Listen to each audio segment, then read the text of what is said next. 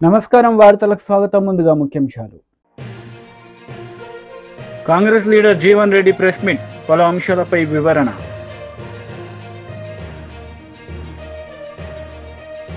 BRS leader press meet, పలు అంశాలపై వివరణ. బీఆర్ఎస్ లీడర్ మీడియా సమావేశం నిర్వహించారు. ఈ సందర్భంగా పలు అంశాలపై ఆయన మాట్లాడారు. రిలీజ్ చేయాలని చెప్పి ఈరోజు క్యాబినెట్లో మీరు చర్చించి రైతాంగం పట్ల ఒక సానుకూలమైన నిర్ణయం తీసుకుంటారని చెప్పి ఆశిస్తున్నాను నేను.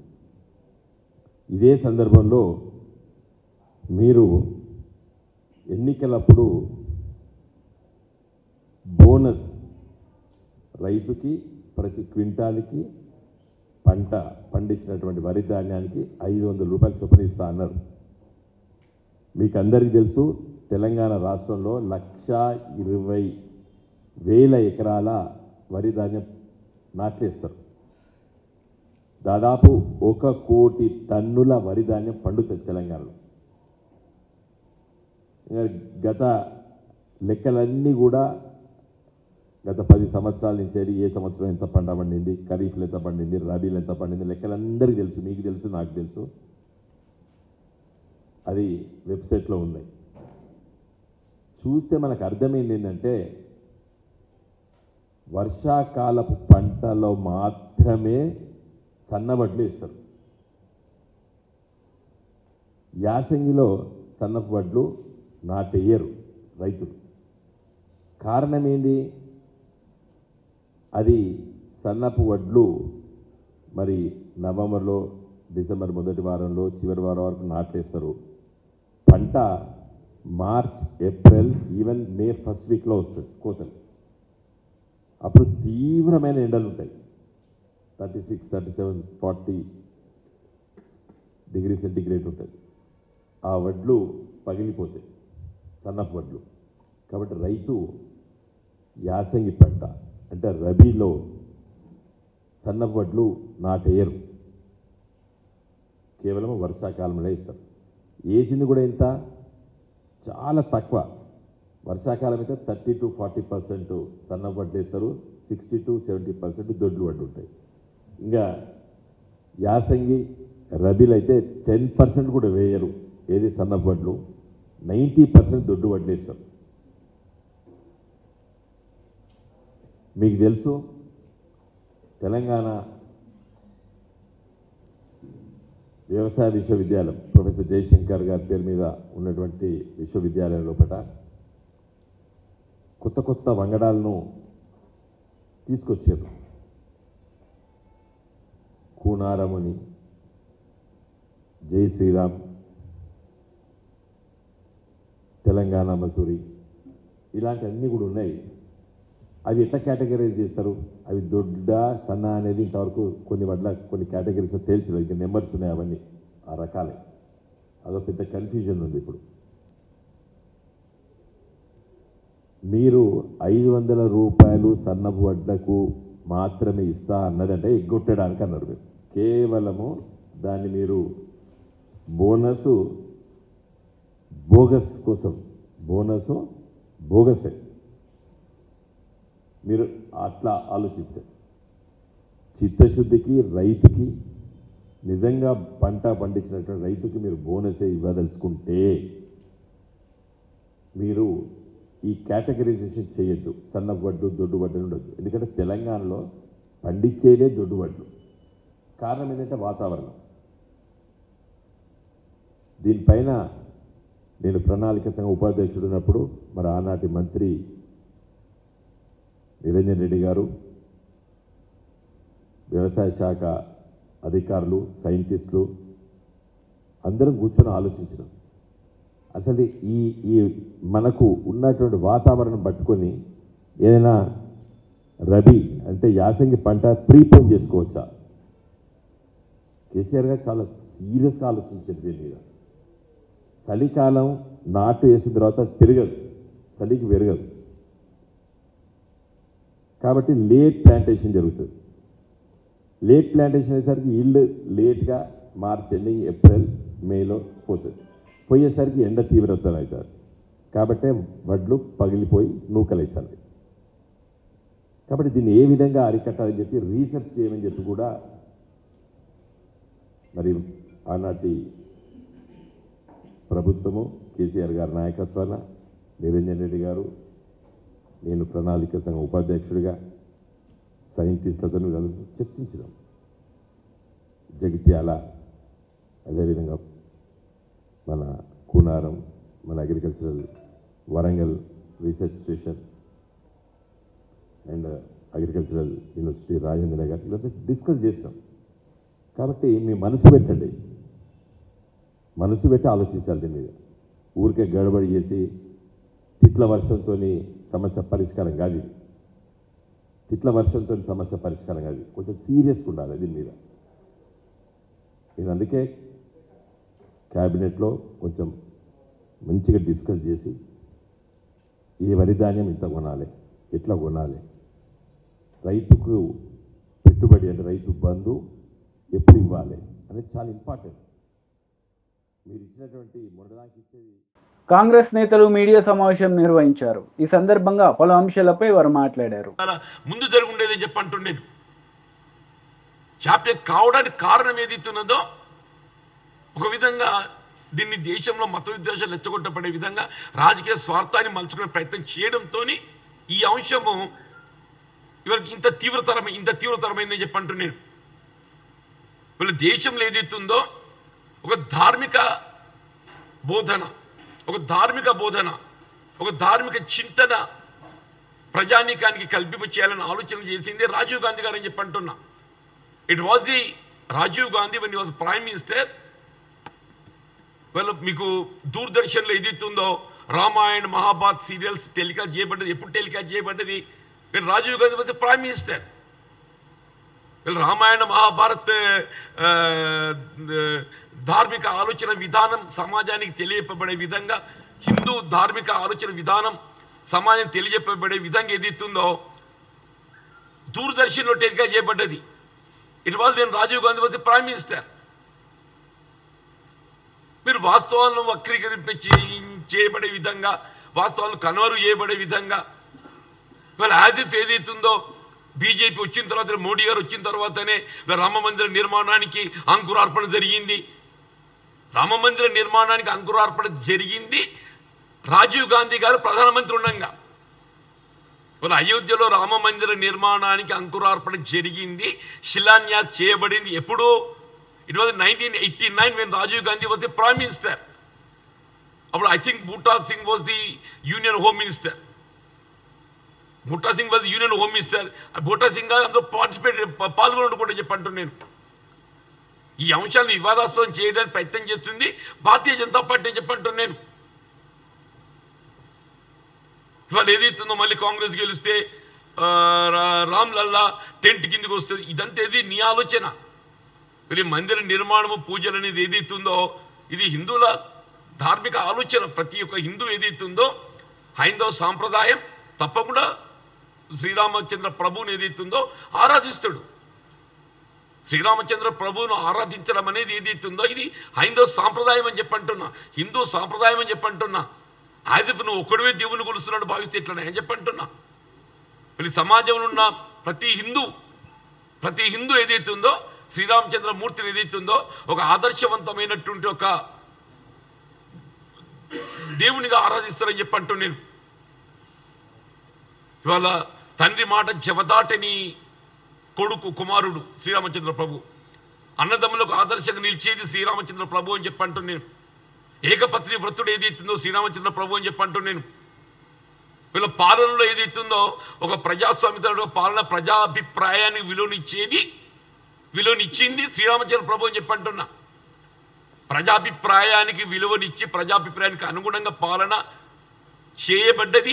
చేసింది శ్రీరామచంద్ర ప్రభు అని చెప్పంటున్నాను నేను. అటువంటి శ్రీరామచంద్ర ప్రభు పాలనను రాజీవ్ గాంధీ గారు ఏదైతుందో అలా ఆదర్శంగా తీసుకున్నాడు. రాజీవ్ గాంధీ గారు ఆదర్శంగా తీసుకున్నాడని చెప్పంటున్నాను నేను. Yes, you go back to his speeches 1989. ఆయన ఏదైతుందో మీకు ఆయన ధార్మిక ఆలోచన ఇవాళకి కాదు, దూరదర్శన్ అయితే ఇవాళ కాదు కదా. దూరదర్శన్ మీకు భారత ప్రభుత్వం సలహాలు సూచనలకు అనుగుణంగా టెలికాస్ట్ చేస్తుంది కదా. దూరదర్శన్ ఏ కార్యక్రమం టెలి సీరియల్సే మీకు బ్రాడ్కాస్ట్ టెలికాస్ట్ చేయాలన్నా కానీ కేంద్ర ప్రభుత్వ ఆలోచన విధానానికి అనుగుణంగా ఇలా రామాయణ మహాభారత సీరియల్స్ టెలికాస్ట్ చేయబడ్డది ఎవరి ఆలోచనకు అనుగుణంగా టెలికాస్ట్ చేయబడ్డాయి? రాజీవ్ గాంధీ గారి యొక్క ఆలోచన విధానానికి అనుగుణంగా టెలికాస్ట్ చేయబడ్డాయి. అటువంటి ఒక వాస్తవాలను వక్రీకరించే విధంగా కప్పిపుచ్చబడే విధంగా ఇలా కాంగ్రెస్ పార్టీ అయితే కమిటెడ్ ఇలా మత సామరస్యానికి కట్టుబడినటువంటి ఒక రాజకీయ పార్టీగా కాంగ్రెస్ పార్టీ ఏదైతుందో ఒక లౌకిక విధానాన్ని కట్టుబడి వీళ్ళ ముందుకు పోతుంది. వీళ్ళ హిందువుల మనోభావాలను సాంప్రదాయాలను గౌరవించే ఒక రాజకీయ పార్టీ కేవలం దేశంలో ఏదైతుందో కాంగ్రెస్ పార్టీ మాత్రమే చెప్పంటున్నాం. హిందువుల మనోభావాలను సాంప్రదాయాలను గౌరవించే ఒక రాజకీయ పార్టీ కేవలం కాంగ్రెస్ పార్టీ మాత్రమే చెప్పక తప్పదని చెప్పంటున్నా. It is the Gandhi family, it is the Gandhi family I'm telling. మీకు మోడీ గారికి ఏదైతుందో రాజీవ్ గాంధీ యొక్క ఆలోచన విధానం తెలుసుకో ప్రయత్నం చేయి. It was certified by Subrahmanya Swamy. ఇప్పుడు సుబ్రహ్మణ్య స్వామి గారు ఏదైతుందో is alive. Subrahmanya Swamy is alive. Subrahmanya Swamy himself discuss with the media. నిజంగా రాజీవ్ గాంధీ గారికి బ్రతికుండి ఆయనకి తిరిగి అధికారానికి వచ్చి ఉంటే ఇవాళ అయోధ్యలో రామ మందిరం would have been built long back అని చెప్పని సుబ్రహ్మణ్య స్వామి హిమ్సెల్ఫ్ కామెంటెడ్. సుబ్రహ్మణ్య స్వామి అయితే is not Congress man, is not Congress man. వీళ్ళ కేవలం మీ రాజకీయ స్వార్థం కొరకు ఏదైతున్నదో వీళ్ళ కాంగ్రెస్ పార్టీ ఇవాళ నువ్వు మందిర నిర్మాణం చేయగలిగిన అని చెప్పంటే కేవలం న్యాయస్థానం తీర్పును ఆసరా చేసుకొని మందిర నిర్మాణం చేయడం జరిగింది. ఇవాళ అయోధ్యలో రామ మందిర నిర్మాణం చేయటానికి మూలం న్యాయస్థానం తీర్పు. ఆనాడైనా ఈనాడైనా రాజీవ్ గాంధీ గారు ఏదైతుందో అయోధ్యలో రామ మందిరం రామ్లల్లా దర్శనానికి అనుమతి ఇవ్వడానికి నిర్ణయం తీసుకున్నది న్యాయస్థానం తీర్పులకు అనుగుణంగా. ఆనాడు దానికి అనుగుణంగానే శిలాన్యాసకు అనుమతి ఇవ్వడం జరిగింది. ఇవాళ మళ్ళీ టీడీపీ పోలిట్ బ్యూరో సభ్యులు వర్ల రామయ్య మీడియా సమావేశం నిర్వహించారు. ఈ సందర్భంగా సీఎం జగన్ రెడ్డిపై మండిపడ్డారు. ఎలక్షన్ కమిషన్ డీజీ గారు ప్రపోజ్ చేసిన ప్రతిపాదనలన్నీ అంగీకరిస్తూ వాళ్ళ మీద చర్యలు తీసుకున్నారు. ఇప్పుడు తప్పెవరిది? జగన్మోహన్ రెడ్డి గారు. గతంలో ఒకే రోజు డీజీపీని, చీఫ్ సెక్రటరీని, ఇంటెలిజెన్స్ డీజీని, పలువురు ఎస్పీలని 2019లో ట్రాన్స్ఫర్లు చేస్తే ఆ పదవుల నుంచి తొలగిస్తే అబ్బో ఎలక్షన్ కమిషన్ బ్రహ్మాండంగా చేస్తుందన్న జగన్మోహన్ రెడ్డి గారు ఈ రోజున ఒక టెయింటెడ్ ఆఫీసర్స్ కొంతమందిని తొలగిస్తే ఎన్నికల కమిషన్ మీద దాడి చేస్తారా? ఇది న్యాయమా? మీ అధికారులు కాదా కారణం ఈ అరాచకానికి? అసలు మీరు ఇచ్చిన పోస్టింగ్స్ ఏంటి? ఇప్పుడు ఒకటి అరెస్ట్ చేశారు, సస్పెండ్ చేశారు కొంతమంది అధికారులని. ఇందులో సగం మంది మీ వాళ్ళేనండి. కులం పేరు చెప్పడానికి నేను చాలా బాధపడుతున్నాను. మీరు రైడ్ చేశారు కనుక, మీరు నర్సరావుపేట ఎస్పీ కులం గురించి మీరు మాట్లాడారు కనుక నేను మాట్లాడుతున్నా. కులం గురించి మాట్లాడటం మా పార్టీ నైజం కాదు, మా పార్టీ పద్ధతి కాదు. సస్పెండ్ అయిన ఈ పనికిరాని అధికారులుగా లిస్టు కాబడిన 12 మందిలో 6 మీ కులం వాళ్ళే. ఇప్పుడేం సమాధానం చెబుతావు జగన్మోహన్ రెడ్డి గారు? కులాల గురించి మీరు ఎలుగెత్తిన మాట్లాడినట్టుగా, అబద్ధాలు అసత్యాలు మాట్లాడినట్టుగా ఎవరన్నా గతంలో మాట్లాడారా? 2 డిఎస్పీలని కమ్మారిని ఇస్తానండి. తమ్ముడు ఇటు చూడమ్మా, ప్రెస్ సోదరుడు, 2 కమ్మారిని డిఎస్పీలని ఇస్తే 33 కమ్మారు, 33 కమ్మ వాళ్ళని వేసుకున్న చంద్రబాబు అని చెప్పి మీరు ఎంత ప్రచారం చేశారండి, ఎంత గగ్గోలు పెట్టారండి. అదే మీరు ముఖ్యమంత్రిగా మీ శాసనసభలో 2 కమ్మారు డిఎస్పీలు అని చెప్పారు మీరు సభానాయకుడిగా ఉన్నప్పుడు. ఎంత సిగ్గుచేటు! దీనికి ఏమి సమాధానం చెబుతారు? అందుకే నేను అన్నాను, దొంగ అని అరుస్తున్నది మీకు బాగా సూట్ అవుతుంది జగన్మోహన్ రెడ్డి గారు. ఈ తొలగించిన అధికారులందరూ ఏం చేస్తున్నారండి? వీళ్ళ బతుకులు ఎవరికి తెలియవండి? డీజీపీ రాజేంద్రనాథ్ రెడ్డి గారు ఎక్కడ కూర్చుంటున్నారండి? పిఎస్ఆర్ ఆంజనేయులు గారు ఇంటెలిజెన్స్ అడిషనల్ డీజీ ఎక్కడ కూర్చుంటున్నారండి? కొల్లి రఘురామరెడ్డి గారు ఎక్కడ కూర్చుంటున్నారండి? ధనుంజయ రెడ్డి గారు, సిఎస్ గారు, రాజేంద్రనాథ్ రెడ్డి గారు, కొల్లి రఘురామరెడ్డి గారు, సీతారామాంజనేయులు అందరూ ఒక చోట కూర్చొని వీరంతా పోలింగ్ రోజున మీరందరూ ఎక్కడున్నారు చెప్పగలరా? రాజేంద్రనాథ్ రెడ్డి గారు మీరు చెప్పగలరా పోలింగ్ రోజున మీరు ఎక్కడున్నారు? సీతారామాంజనేయులు గారు ఎక్కడున్నారు? మీ విధి నిర్వహణలో ఉన్నారా? మీరందరూ కూర్చొని కింది అధికారులతో మీరు మాట్లాడలేదా? మీరు డైరెక్షన్స్ ఇవ్వలేదా? మీ కాల్ డేటా ఇవ్వడానికి సిద్ధమా మీరు? నేను అడుగుతున్నా ఈ రోజున చీఫ్ సెక్రటరీ గారిని, జవహర్ రెడ్డి గారిని నేను అడుగుతున్నా, మీకు చిత్తశుద్ధి ఉంటే వీళ్ళ కాల్ డేటాస్ వెరిఫై చేయించండి. డీజీపీ గారిని నేను అడుగుతున్నా, మీకు చిత్తశుద్ధి ఉంటే సీతారామాంజనేయులు, కొల్లి రఘురామరెడ్డి, డీజీ రాజేంద్రనాథ్ రెడ్డి గారు వీళ్ళ కాల్ డేటాస్ వెరిఫై చేయండి. పోలింగ్ రోజున ఎంతమంది అధికారులతో వీళ్ళు మాట్లాడారు? What made them to talk to them? కింద అధికారులతో ఎందుకు మాట్లాడారు? ఏసీబీ డీజీపీ అసలు ఎందుకు మాట్లాడతాడు? రాజేంద్రనాథ్ రెడ్డి ఏసీబీ డీజీ అండి. ఏసీ అవినీతి పనులు పట్టుకునేదేం లేదు. ఆ రోజున ఎలక్షన్ రోజున లంచాలు తీసుకున్న అధికారులు కూడా ఆ రోజు ఎవరు వాళ్ళు పోలింగ్లో బిజీగా ఉంటారు. ఆ రోజున మీరు ఎంతమంది అధికారులతో మాట్లాడారు? అంటే మీ అధికారాన్ని అడ్డుపెట్టుకొని క్రింది స్థాయి అధికారులను బెదిరించారా? వైఎస్ఆర్ పార్టీకి అనుకూలంగా చేయమని ఇన్స్ట్రక్షన్స్ ఇచ్చారా? లేకపోతే మీ అధికారాన్ని ఉపయోగించి వాళ్ళని ఇబ్బంది పెడతామని బెదిరించారా? ఏం చేశారు? మీ కాల్ డేటా తీయండి. మీకు ధైర్యం అంటే మీ కాల్ డేటా బయట పెట్టమని చెప్పి కూడా నేను అడుగుతున్నాను. నేను ఇంత నలుపు మీ దగ్గర పెట్టుకొని ఎలక్షన్ కమిషన్ మీద పడాలని చూడటం ఎంతవరకు న్యాయం అని చెప్పి కూడా నేను అడుగుతున్నా. ఈ అరాచకాలన్నిటికీ కారణం వైఎస్ఆర్ కాంగ్రెస్ పార్టీ, జగన్మోహన్ రెడ్డి గారు. మీరు మీ అధికార దాహం కారణం, మీ అవినీతి సామ్రాజ్యం కారణం, మీ నేర చరిత్ర కారణం, మీ రక్త చరిత్ర కారణం. లేకపోతే ఇన్నాక చేయాలంటే మాచర్లలో వేర్ ఈజ్ అవర్ ఎమ్మెల్యే? ఈరోజున ఎక్కడున్నాడు ఎమ్మెల్యే? పిన్నెల్లి రామకృష్ణారెడ్డి గారు ఎక్కడున్నాడండి? అతని తమ్ముడు వెంకట్రామరెడ్డి వేర్ ఈజ్ హి? వీళ్ళిద్దరిని హౌస్ అరెస్ట్ చేస్తే పోలీసుల కళ్ళు కప్పి పారిపోయారు. పారిపోయి ఎక్కడికి వచ్చారు? They have come down to CMO's office, chief minister ఆఫీస్కి వచ్చారు. బీజేపీ లీడర్ మీడియా సమావేశం నిర్వహించారు. ఈ సందర్భంగా పలు అంశాలపై ఆయన మాట్లాడారు. చెప్పాము మేనిఫెస్టోలో మీరు సన్నవడ్లు దొడ్డు వడ్లు అని చెప్పలేదు. ప్రతి క్వింటాల్కి మీరు 500 రూపాయలు బోనస్ ఇస్తామన్నారు. మరి ఇప్పుడేమో లీక్ ఇచ్చారు, సన్నవడ్లు అని చెప్పి లీక్ ఇచ్చారు. అది మంచిది కాదు. మరి ఖచ్చితంగా దీంట్లో కూడా రిప్రజెంటేషన్లో కూడా మెన్షన్ చేశాం. మీరు వడ్లకు 500 రూపాయలు బోనస్ ఇస్తామన్న మాదిరిగానే 500 రూపాయలు వడ్లకు బోనస్ ఇవ్వాల్సిందిగా కూడా డిమాండ్ చేశాం. అది రిప్రజెంటేషన్లో కూడా రాయడం జరిగింది. మరి వారే చాలాసార్లు ఆగస్ట్ 15th అని చెప్పారు కదా. మరి ఆగస్ట్ 15th వరకు వెయిట్ చేయాలి కదా.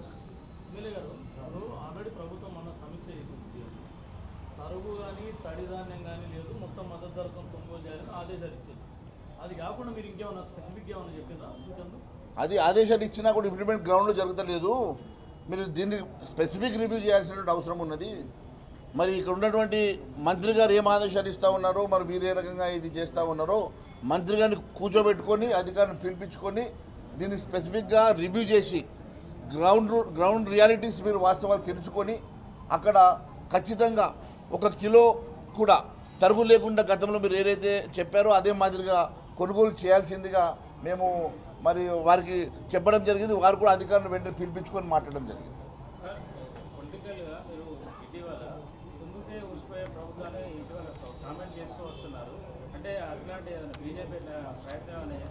భారతీయ జనతా పార్టీ ఎప్పుడు కూడా ఇటువంటి వాటిల్లో ఇన్వాల్వ్ కాదు.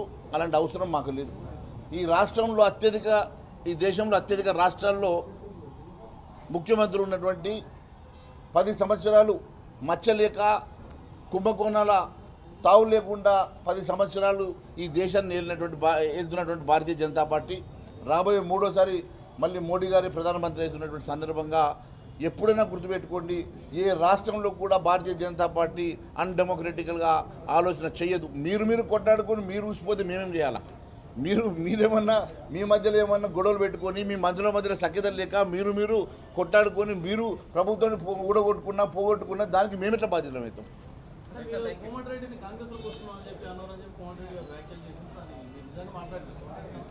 కోమటి రెడ్డి బీజేపీకి వస్తా అంటున్నా. ఎవరు? అదే చెప్తున్నాను, కోమటి రెడ్డి గారు పొద్దున మాట్లాడినా సాయంత్రం మాట్లాడినా కూడా రిప్రజెంటేషన్ కూడా మరి వారికి మేము ఇవ్వడం జరిగింది. ఈ రిప్రజెంటేషన్లో చాలా స్పష్టంగా ఏ రకంగానైతే రైతులకు అన్యాయం జరుగుతూ ఉన్నదో, ఏ రకంగా మీరు ఇచ్చినటువంటి అంశాలు, ఇచ్చినటువంటి హామీలు నెరవేర్చాల్సినటువంటి అవసరం ఉన్నదో, రైతులకు మళ్ళీ ఇప్పుడు మీరు ఇవ్వాల్సినటువంటి రైతు బంధు, ఆ రైతు భరోసా పేరు మీద ఇవ్వాల్సినటువంటి డబ్బులు కూడా గతం ఇంకా పెండింగ్ ఉన్నాయి. మళ్ళీ ఇప్పుడు జూన్లో వర్షాల తర్వాత వారికి పెట్టుబడులు అవసరం ఉంటాయి కాబట్టి వెంటనే అవి రిలీజ్ చేయాల్సిందిగా కూడా ముఖ్యమంత్రి గారిని కోరడం జరిగింది. దానికి కూడా వారు సానుకూలంగా స్పందించారు.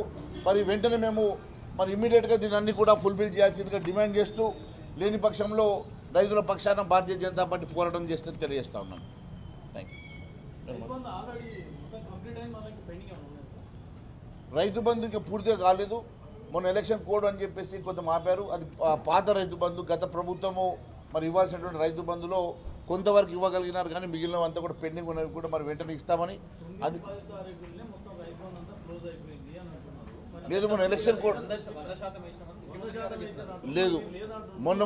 మొన్న ముఖ్యమంత్రి గారే వేస్తున్న సందర్భంగా ఎలక్షన్ కోడ్ ఆపింది. నేను కేవలము కొంతవరకు ఇవ్వగలిగినాము, మిగిలినవంతా కూడా పెండింగ్ ఉన్నాయి కూడా వెంటనే ఎలక్షన్ కోడ్ తర్వాత ఇస్తామని చెప్పారు కదా. దాంతోపాటు ఇప్పుడు కొత్తగా వేయాల్సినటువంటి రైతు భరోసా, ఇప్పుడు ప్రభుత్వం ఇవ్వాల్సిన రైతు భరోసా కూడా గతంలో మన 5 ఎకరాలకు 10 ఎకరాలకు రిస్ట్రిక్ట్ చేయకుండా మీరు ఇస్తామన్నటువంటి రైతు భరోసాని పూర్తిగా గత ప్రభుత్వం ఇచ్చినట్టుగా అందరికీ వర్తింపజేసే విధంగా మీరు మేనిఫెస్టోలో పెట్టిన విధంగా 15,000 కాడికి కూడా మీరు రైతు భరోసాను వేయాల్సిందిగా మేము డిమాండ్ చేశాము.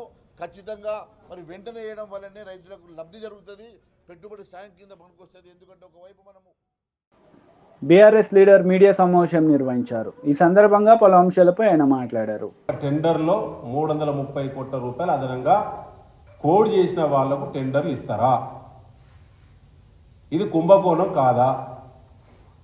ఇందులో ముఖ్యమంత్రి గారి స్థాయి లాంటి వ్యక్తుల హస్తం లేకుంటే, స్వయంగా సంబంధిత శాఖ మంత్రి గారి యొక్క హస్తం లేకుంటే ఇది సాధ్యం ఎట్లా అవుతుంది? పైగా ఇలా గ్లోబల్ టెండర్ల మీద గతంలో ధాన్యానికి వేసినటువంటి గ్లోబల్ టెండర్దారులు ఎవరైతే ఉన్నారో ఏజెన్సీలు, ఆ ఏజెన్సీలు ఎవరంటే ఇప్పుడు అంటే ఏ విధంగా కుమ్మక్కైలని చెప్పడానికి ఇలా మీ ముందు కొన్ని ఎగ్జాంపుల్స్ పెట్టడం జరుగుతూ ఉన్నది. కేంద్రీ బండార్ అనే సంస్థ 57 రూపాయలు కిలో బియ్యానికి కోడి చేసిందండి నిన్న టెండర్లో. ఇంకొక సంస్థ ఎల్జీ ఆగ్రో ఇండస్ట్రీ అని 56 రూపాయల 90 పైసలు చేసింది, అంటే 10 పైసలు మాత్రమే తేడాతో చేసింది. మూడో సంస్థ హిందుస్థాన్ ఎంటర్ప్రైజెస్ అనేది కూడా 56 రూపాయల 90 పైసలే కేజీకి కోడి చేసింది. నాకాఫ్ అనే సంస్థ 56 రూపాయల 90 పైసలు మాత్రమే కోడి చేసింది. ఇంత పెద్ద టెండర్లో 2,20,000 మెట్రిక్ టన్నుల సన్న బియ్యాన్ని సప్లై చేసేటువంటి టెండర్లలో 10 పైసల తేడాతో 4 సంస్థలు పోటీ పడడం అంటేనే కుంభకోణం. ఇది మార్కెట్ విలువకు సమీపంలో లేదు, రూపాయి అటు ఇటుగా కూడా లేదు కనీసం. అంటే పూర్తిగా దీన్ని ప్లాన్ చేసి టెండర్ను రింగు చేసి ప్రభుత్వ పెద్దలే ఈ టెండర్ ఈ సంస్థలకు వచ్చేటువంటి కుట్ర చేశారు. పైగా ప్యాడీకి సంబంధించి 35 లక్షల మెట్రిక్ టన్నులు గతంలో ఎట్లయితే గ్లోబల్ టెండర్లు నిర్వహించినటువంటి సందర్భంగా ఆ టెండర్లు దక్కిన సంస్థలే ఈ సంస్థలు. అంటే ప్యాడీకి ఏ టెండర్లు ఎవరికైతే దక్కినాయో ఆ సంస్థలకే మళ్ళా 2,20,000 మెట్రిక్ టన్నుల సన్న బియ్యం సరఫరా సంబంధించి కూడా ఇవాళ కిలోకి 15 రూపాయల అదనపు ధర చెల్లిస్తూ వాళ్ళకు టెండర్లు వచ్చేటువంటి విధంగా ఇవాళ కాంగ్రెస్ పార్టీ ప్రభుత్వము ఇవాళ ప్రయత్నం చేస్తూ ఉన్నది. కాబట్టి దీంట్లో దాదాపుగా 1000 కోట్ల పైచిలుకు కుంభకోణం జరుగుతూ ఉన్నది. రైస్ మిల్లుల దగ్గర అదనంగా టెండర్లు తెలంగాణ ప్రభుత్వం పౌర సరఫరాల శాఖ ఇచ్చింది. ప్రైవేట్ వాళ్ళు టెండర్లు దక్కించుకున్నారు. టెండర్ ధర పోగా అదనంగా డబ్బులు వసూలు చేయడము, క్వింటాల్కి 230 రూపాయలు అంటేనే ఆ డబ్బులు ఢిల్లీకి కట్టాలి, అధికారులకు కట్టాలి, తర్వాత ముఖ్యమంత్రి పేషికి కట్టాలి, సంబంధిత మంత్రి కట్టాలి అనేటువంటి విధంగా రైస్ మిల్లర్లను వేధింపులకు గురి చేస్తున్నటువంటి టెండర్ దారులపైన చర్య తీసుకోవాలి. పైగా ఎక్స్టెన్షన్ గురించి ఒక కుట్ర జరుగుతూ ఉన్నది. ఎక్స్టెన్షన్ కూడా వాళ్ళకి ఇవ్వాలని, వాళ్ళకు ఇచ్చినటువంటి టైం కూడా అయిపోయింది. వాళ్ళకి 3 నెలల టైంలో వాళ్ళు డబ్బులు కట్టాలి. డబ్బులు కట్టలేదు ప్రభుత్వానికి. వాళ్ళపైన చర్యలు తీసుకోవాల్సింది పోయి వాళ్ళకి ఎక్స్టెన్షన్ ఇచ్చేటువంటి ప్రయత్నం చేస్తూ ఉన్నారు సివిల్ సప్లై శాఖ మంత్రి ఉత్తమ్ కుమార్ రెడ్డి గారు, సంబంధిత కమిషనర్ గారు కూడా, డిఏ చౌహాన్ గారు ఐపీఎస్ ఆఫీసరు. వారు తప్పకుండా కూడా మరి రూల్స్ అన్నీ కూడా ఒకసారి రివ్యూ చేసుకోవాలి. ఇవాళ ఇన్ టైంలో డబ్బులు కట్టినటువంటి టెండర్దారులపైన చర్యలు తీసుకోవాల్సింది పోయి వారికి ఈఓటీ ఇవ్వడం అనేటువంటి ప్రయత్నం చేసేటువంటి ఫైల్ నడుస్తుంది. అది సరైనది కాదు. దాని వెనుక భారీ కుంభకోణం ఉన్నది. ఇలా రైస్ మిల్లర్లను ఎవరిని అడిగినా చెప్తారు. ఇవాళ 57 రూపాయలు కోడి చేసిన సన్నబియ్యము రైస్ మిల్లర్లు కాన్సెంట్ ఇచ్చిళ్ళు సివిల్ సప్లైస్ డిపార్ట్మెంట్కి. ఏమని, మేము 42 రూపాయల నుంచి 45 రూపాయల వరకు వివిధ రకాల మరి సన్న బియ్యాన్ని మేము సప్లై చేస్తాము అని చెప్పి.